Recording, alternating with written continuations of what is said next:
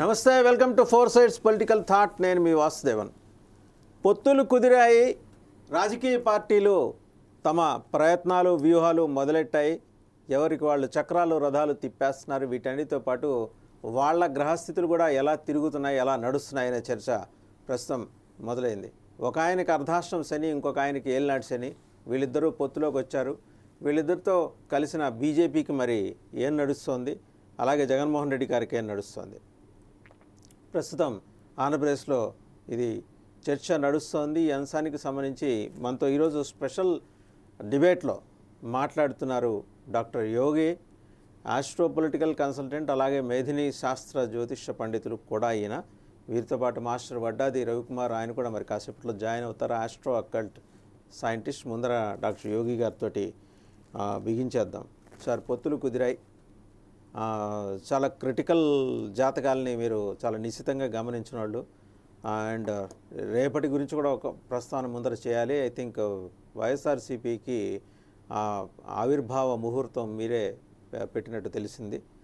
So మరి వాళ్ళు మొదటి ప్రయత్నంలో విఫలమయ్యారు. రెండో ప్రయత్నంలో 151తో దూసుకుపోయారు. ఆయనకి ఎలా ఉంది, ఆయన పార్టీకి ఎలా ఉంది జగన్మోహన్ రెడ్డి గారు, అలాగే చంద్రబాబు నాయుడు గారికి, వారి కుమారుడు లోకేష్ నాయుడు గారికి, అలాగే జనసేన చీఫ్ పవన్ కళ్యాణ్ గారికి ఎలా ఉండబోతోంది?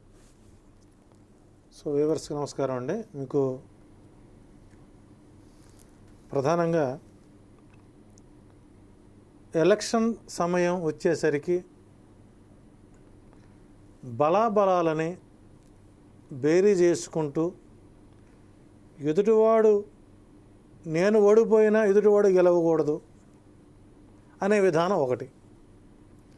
కొంతమందికి ఆశావహులు, నా జాతకంలో ఎమ్మెల్యే యోగం ఉందా, ఎంపీ యోగం ఉందా, ఏదైనా పదవులు వస్తాయా అనేవాళ్ళు ఒక రకం.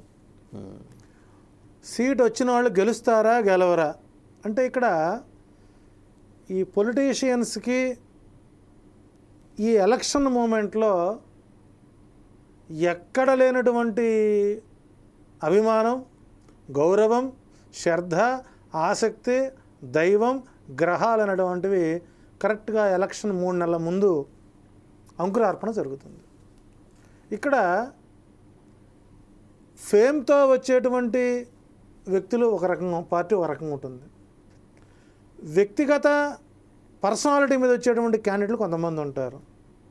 మరి కొంతమంది నిద్రపోతున్న వాడిని లేపుకొని వచ్చి సీట్ ఇచ్చి గెలిచేటువంటి పార్టీలు కొన్ని ఉన్నాయి. అవి నా అనుభవంలో నేను సుమారు 2004 నుంచి చూస్తూనే ఉన్నాను.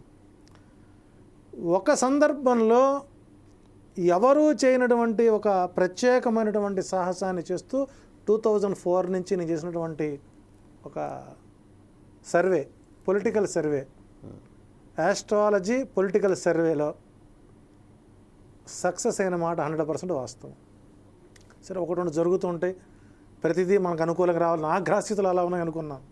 కానీ 2 సంవత్సరాలకు ముందే, అంటే లాస్ట్ ఇయర్ 2019 మే నెలలో జగన్మోహన్ రెడ్డి గారు ఎలక్షన్ అయిపోయి ప్రమాణ స్వీకార ముహూర్తం పెట్టినటువంటి రోజు నుంచి నేను ఆ 2వ రోజే నేను ఛానల్స్లో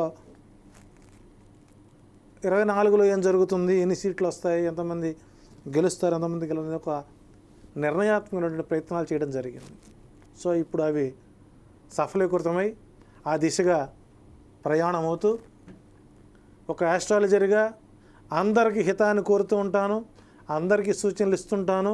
అయినా మా కర్మ కొంత మా మీద పార్టీ ముద్రలు వేస్తారు. వాట్ మేబీ ఏదైనా కూడా మాలో ఎలాంటి కల్మషం లేకుండా చంద్రబాబు గారు అరెస్ట్ ఎప్పుడు అవుతారు, ఆయన బెయిల్ ఎప్పుడు వస్తుంది, దానికి ఏం చేసుకోవాలి, కవిత గారిని అరెస్ట్ అవుతారా కారా, దానికి ఏం చేసుకోవాలి, అవినాష్ రెడ్డి అరెస్ట్ అవ్వడు, అందుకు కారణాలు ఏంటి, ఏం చేసుకోవాలి. ఈవెన్ టుడే టిల్ సిబిఐ కేసులో అక్యూజ్ చుట్టూ ఉన్నటువంటి శివశంకర్ రెడ్డికి కూడా ఈరోజు మనకు సిబిఐ కోర్టు, హైకోర్టు బెయిల్ ఇచ్చింది, కండిషనల్ బెయిల్. దానికి వాళ్ళు ఏం చేసుకున్నారు, రేపొద్దున భాస్కర్ రెడ్డి గారు రావడానికి ఆయన ఏం చేసుకోవాలి. ఇట్లా ప్రతి పార్టీలకు అతీతంగా వారికి కావాల్సినటువంటి సూచనలు ఇస్తూ, ఒక రకంగా చెప్పాలంటే చేతి ఆమదం వదిలించుకొని కూడా సర్వీస్ చేసేటువంటి వ్యక్తిత్వం ఉన్నటువంటి ఈ వ్యవస్థలో రాబోయేటువంటి సంగ్రామం, అది కురుక్షేత్రం అవ్వచ్చు, రణరంగం అవ్వచ్చు, మహాసంగ్రామం కావచ్చు, మహాదంగలు కావచ్చు, ఏదైనా సరే, ఏదైనా ఓటమి అనేది ఒకళ్ళకు ఉంటుంది, గెలుపు అనేది ఒకటి ఉంటుంది. అది ఒకటితో ఆరంభించవచ్చు, 100 వరకు వెళ్ళి ఆగచ్చు.